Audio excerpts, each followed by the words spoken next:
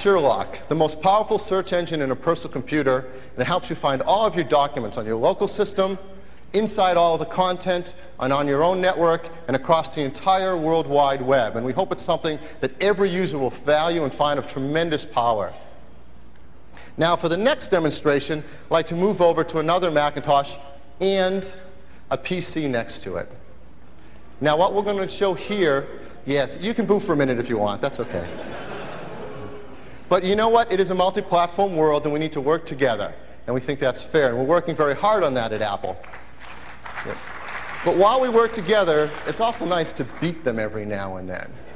It really is. So what we're going to do here is we're going to do a network copy performance test here.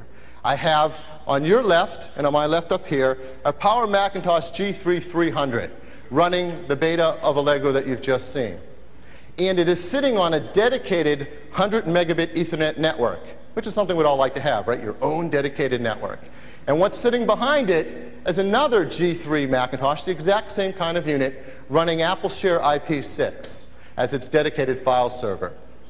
On your right-hand screen, I have a compact Desk Pro running a Pentium 2 at 400 megahertz, the fastest Pentium you can get, running the world's fastest networking file system, NT4. It's sitting on its own dedicated 100 megabit Ethernet network, and behind it is a Dell server, Pentium 2 server, also running NT4.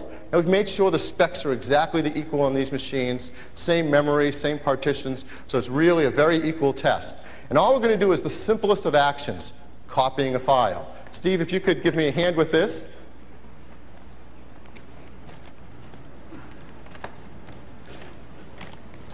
I'm going to bring up two folders, one from the client and one from the server on each of the machines. We have the exact same file, a 150 megabyte image file, the kind of things all of our customers use in Photoshop. And all we're going to do is drag it from the client to the server, see who's faster. I can help you with that. Okay. Would you like to do the count? 2, 1, go. So we started the file copy. You see the Mac on the left, the Windows machine on the right. Previously, this is something that was not the best feature of Mac OS. We would not exactly win. Well, something has happened. Let's try that again.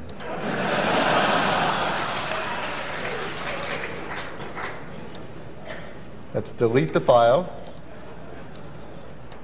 It's a good thing this is beta. Yeah. I think, okay, we're fine here. I have no idea what's going on. Let's try it again. Try it one more time. 3, 2, 1, go. There we go. I promise when we ship it will be this fast. And you'll only have to do it once. And you'll only have to do it once. There we go.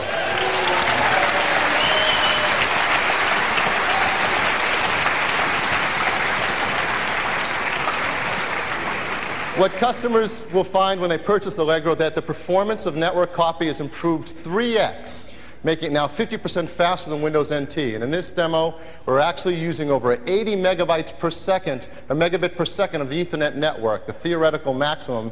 And Windows NT is using just over 60 megabits per second. So truly getting up to 50% faster in a lot of our demo tests.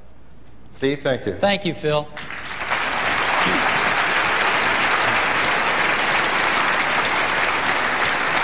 So, we're convinced that Allegro is going to be an incredibly hot release of Mac OS 8, and we're working very hard so that the quarter beginning about a year from now, we're going to be delivering Mac OS 10, which we think is going to be the most significant enhancement to the Mac OS since it was introduced in 1984. So that is our software strategy. And again, our developers really loved it at the developer conference. We're working with many of them on this, and we rolled out our product strategy on May 6th and a week later, and I think it was very well received. It wasn't one day later before we started hearing the next level in the hierarchy of skepticism. And that was, well, okay, so you've survived. Now you have a stable business. That's really great. You're making some profits. That's really good. Business is in control. That's wonderful. And you got a dynamite product strategy. You got to execute on it. But you guys have been executing pretty well. We'll give you that. But, you know, are you going to have the applications? And, of course, we anticipated this a year ago. And we've been working with a lot of developers in the last year. And it's amazing how many of our developers just hadn't been talked to, hadn't been listened to. And we've been doing tremendous amounts of that and really forging business partnerships with our developers, and it's been fantastic. But let me take you back to a year ago. A year ago, that was not the case. When I first got back to Apple, I called a lot of the big developers up, and they were just hopping mad at Apple. Hopping mad for having lost some market share, but even more hopping mad for not having paid any attention to them. And we knew we had to turn this around. And we started asking some of these developers to re-partner and recommit to Apple, and so that we could together turn the situation around. And you know who the first one was? It was Microsoft. They said, we want the Mac to succeed. We've got a fantastic business selling Mac software. We think the Mac is great. We want the Mac to succeed. We want to partner with you. Our first developer partner, which we announced a year ago at Macworld. And I'm really pleased to tell you that despite the boos we received a year ago at Macworld, this partnership has blossomed. And it's done what every good partnership should aspire to do, which is to deliver great products to our mutual customers. And I'm very happy about this. And I think when Microsoft committed to the Mac, it helped a lot of the other developers get over whatever historical baggage and hurdles that they had and recommit to the Mac, and it's been fantastic. And so, in talking about applications, I want to kick this off for a few minutes by introducing Ben Waldman, who's the General Manager of the Macintosh Business Unit at Microsoft. This is the second largest Mac developer outside of Apple. Ben?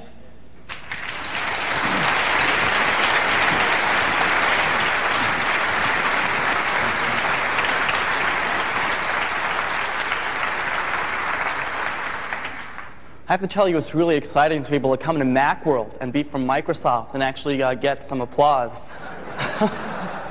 But I guess maybe that's what happens when you finally learn how to write some good Macintosh software.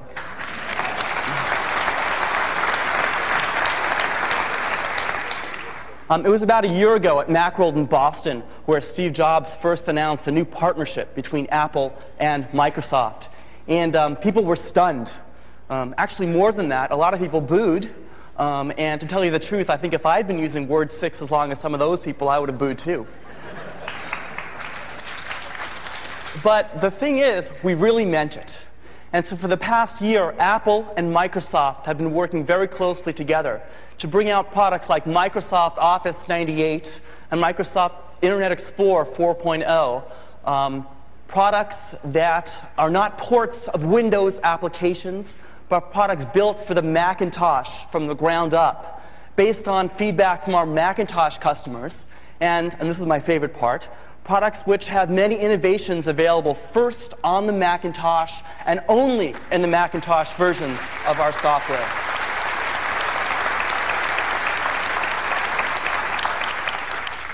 Steve first showed me the iMac sometime last year when I was visiting Apple on a trip down there. And when I looked at the machine, I thought about it, and actually the first thing I thought was, boy, these guys really are thinking different. and actually, seriously, I looked at the machine and I thought, what a great consumer platform. What a great machine for any user in the home or in education. And we knew that as Apple's partner, it was our job, our responsibility, to create some really innovative software to go along with this great new hardware from Apple. And so with Office 98, we made sure not to create some high-end product with some obscure features that only a small percentage of our users, would ever use. We spent over 80% of our effort working on features that every single user would use every single day to make Office 98 indispensable to all Macintosh users, whether they're using a G3 desktop, one of the fabulous new G3 portables, or, of course, the new iMac. And in fact, we thought that iMac and Office are such a great combination that today, Apple and Microsoft are announcing that every customer who buys an iMac and then buys a copy of Office 98 will be eligible to receive $100 back from Microsoft.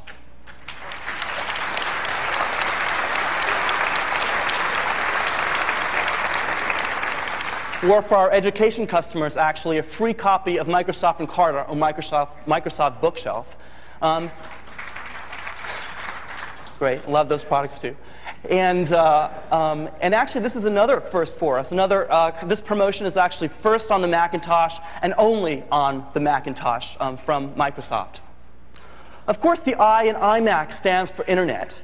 So Apple and Microsoft are also very happy to announce today that the iMac will be the first Macintosh to ship with a brand new Internet Explorer 4.01, a product which is actually 30% faster than the last version of Internet Explorer, and also a product full of features available first and available only in the Macintosh version of Internet Explorer.